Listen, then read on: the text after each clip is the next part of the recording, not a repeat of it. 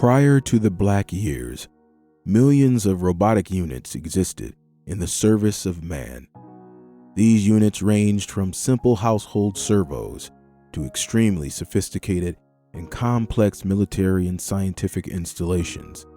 Of course, a large number of these units were destroyed or disabled during the turmoil and destruction of the Shadow Years and the Black Years which followed. But an equally large number of units survived the Holocaust completely unscathed. Engineering robots performing their appointed duties deep within the bowels of cities razed by the apocalypse. Agricultural and ecological bots operating far from targeted areas. Security units housed in their protective vaults. Military bots designed to withstand extreme punishment. Scientific units operating within heavily shielded complexes. Many such robots in these installations continue to function as programmed in the new Gamma world. Hey, it is Friday, folks, and you know what that means here. It is classic tabletop RPG time. So let's go. What's up, my leets? Gotta say what's up to my peeps first and foremost, and to my returnees. And I'm just gonna do it really quick. You guys stop being returnees and join the family. Go deeper. Become elite today, returnees, by hitting that subscribe button and smashing that notification bell. And I want to welcome all of my greenies, which are those of you who may be coming to the channel for the first time. This, folks, is RPG Elite. This is the place where we put the RP back into RPG. We give you tools, we give you tips, we give you real deep talk about what's happening in the tabletop RPG community, and also tutorials, which is what we're going to get into today. But before we do that, I want to turn your attention over to the community tab. I've got a new poll over there. This one is just of curiosity for me, and I just want to see what everybody's going to be doing in reference to Gen Con 2022. Simple poll. Are you going? Yes? No? Maybe.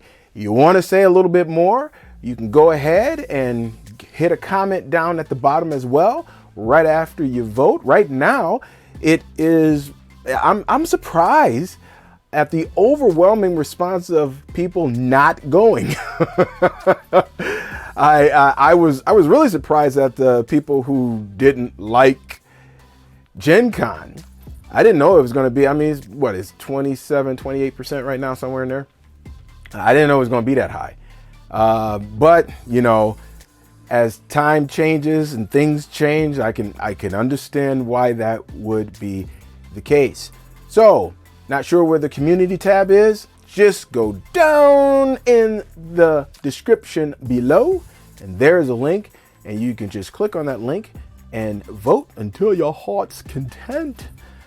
Okay, let me set you up with how many more videos we have in this series. Today we're going to start another mini series within a series because of how I started this whole series by doing all 4 editions instead of just doing 1. My bad, won't be doing that again. So we're going to be doing robots today, 1st through 4th edition, as we've been doing. So that's 4 videos. We got 4 more videos after that, which is going to get into some combat. That's going to be mostly mock stuff, but we're going to be looking at the ins and out of the combat system in each one as well. And then, folks, the end of the major series with a gameplay video. 4 hours worth of gameplay. And we're still working out the logistics on that. And as a matter of fact, I'm not going to do it today, but I more than likely am probably going to look to you to help me out there. And you might be saying, well, servant, how am I going to help you out? Well, I'm glad you asked, dear viewer. How you can help me out is, I think I'm going to choose one person who is interested to be in that session. I like to run small groups, so it's going to be 3 to 4 people, max. So I'm tapping my main group first. And then I probably am going to go ahead and pick one more person, but I will let you know when we're going to get that together, right? And it's just going to be interviews, right? So it could be more than one of you. But so be looking for that announcement soon. All right, so here we go, folks. First edition, Gamma World Robots. Danger, Will Robinson. Danger. Let's go.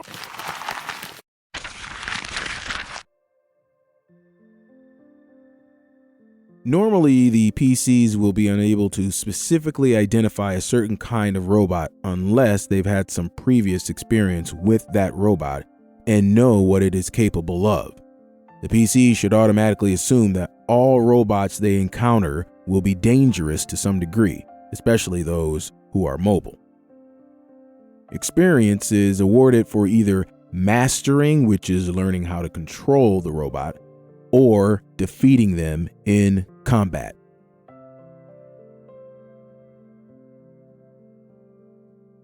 In Gamma World First Edition, there are 3 categories of robots: programmed, wild, and controlled. Now these bots are powered and activated, still performing their pre-assigned task. Because they lack a high-order logic system and human direction, they have no idea what has happened over the years, so they are still going about their duties as normal. These robots are units whose circuitry and or memory has been damaged. Now this damage affects each robot differently and in random outcomes, from small sparks emitting from the unit to acting in contradiction to its former directive, to outright hostility to formerly friendly personnel. These robots are controlled by another primary robot that processes a higher logic and discrimination circuitry, or possibly by an individual or group of humans, humanoids, or androids. More often than not, the original directive has been modified by the controlling agents. There are 4 general characteristics for robots: power sources, sensors, control, and construction. Nearly all robotic units contain circuitry for their reception and use of broadcast power, with backup energy systems for use in the event of a temporary interruption. This is normally from a satellite or a Wi-Fi system. If a robot is in operation when an interruption occurs, it will continue its assigned task until its internal powers is exhausted.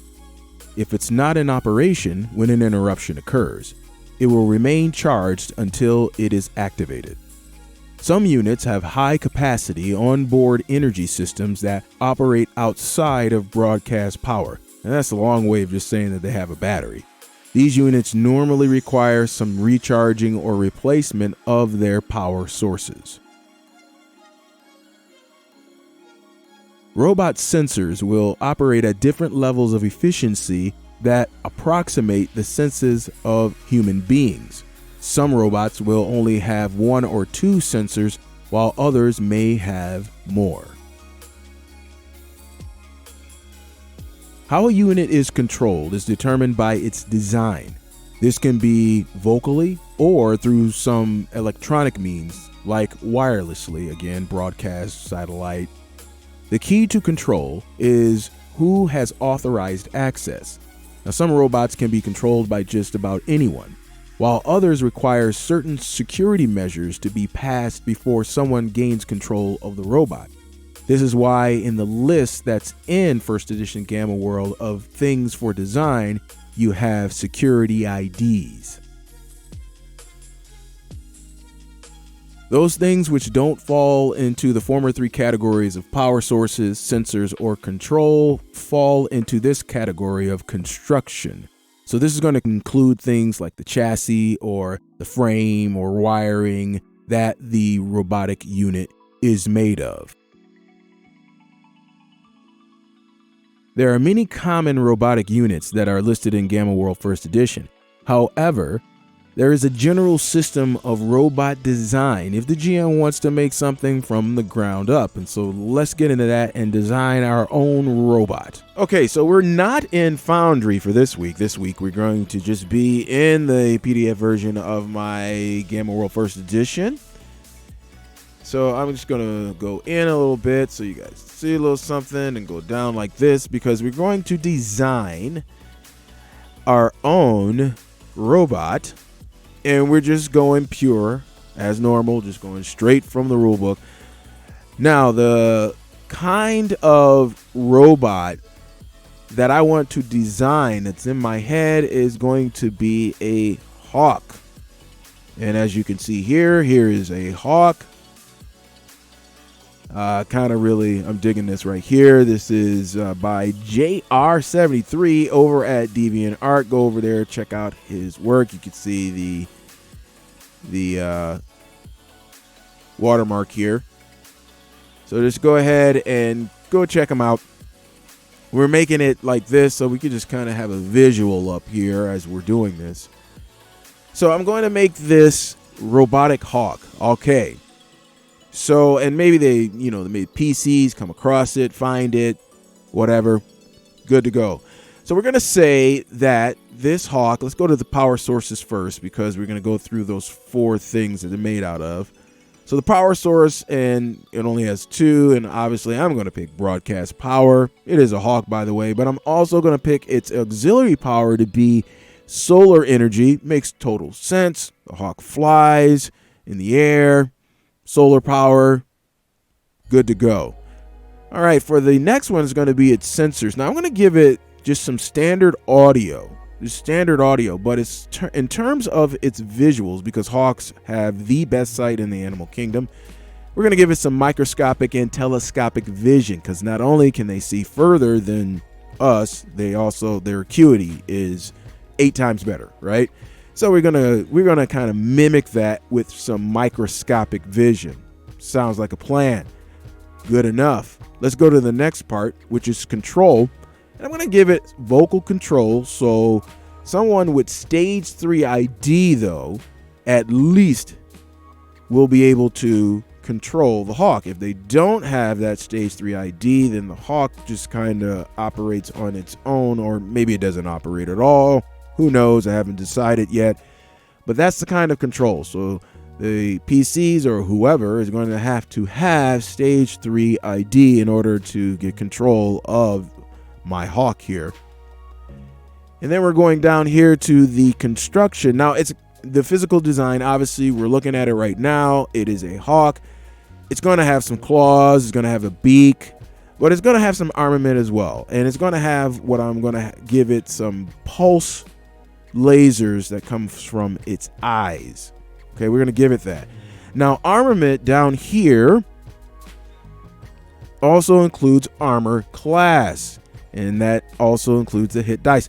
And they usually have an armor class of 3, so we're going to give it an armor class of 3 just because of the flight. It's probably hard to hit, so that's part of its armor class as well. So we're going to do that. And it's going to be made of a tough but lighter alloy metal, right? So we're going to give it that lighter alloy metal because of the fact it's a bird, right? And it needs to fly. And that's another ability that it has. Obviously, it can fly. And there are some other things down here that you can take a look at. But that's the basics of it, right? Once you have it, you can just go through this list real quick, figure out the real basics of it. If you want some other things that you want to put inside of your robot, you can just note it down, but you can get your bare bones right here on the robotic unit design checklist. Well, that one right there was simple. And first edition is very bare bones. If you just like that bare bones feeling, first edition Gamma World, that's for you. So I hope you enjoyed this. And if you have enjoyed it, 2 things I want you to do. The first one is to smash that like button. Just give a brother some YouTube algorithm love, please. Thank you very much. But there's a second thing I want you to do, something I'm going to begin to ask for you to do. Spread the word about this channel. Tell people to come over here and join in on the fun. And even to return, watch some of the videos, all the rest of that. Tell them to come on down. Tell them to become a subscriber. There is more going on here. And those of you who have been on the channel for a while now, you know, there's a little bit more going on here than just a cat talking about tabletop RPGs. And if you piece it all together, you just may see a mosaic of the big picture and what I have planned going on. All right, that's it for me. A brother has got to Exit stage left. And as I do that, hey, it's the weekend. So you probably have a gaming session, right? Well, if you do, happy gaming. And until next time, which would be Tuesday, God willing, I will see you on the flip. So peace and hair grease.